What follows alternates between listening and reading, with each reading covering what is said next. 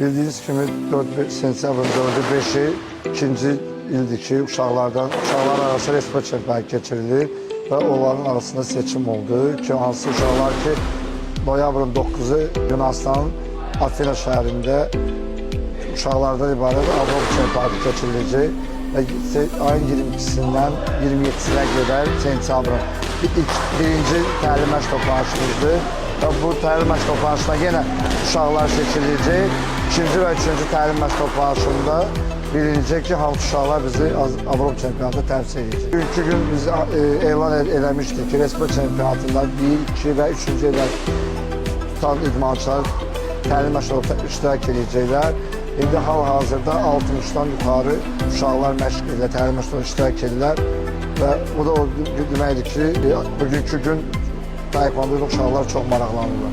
Zaman kısa olduğuna görə çalışırıq ki, 6 günlük təlim məşqləri təhsil məktəb günlərdə başlayıb, ona görə çalışırıq ki, bir məşq zamanı fizikidən də, bir gün taktikadan, bir gün sürət, partlayışdan, döyüşlərdən hər məşqlər hissəsi istifadə edir ki, bütün proqramı çatdıra bilir. Keçən il Avropa çempionatında bir qızıl, bir bürünc medal əldə eləmişdik.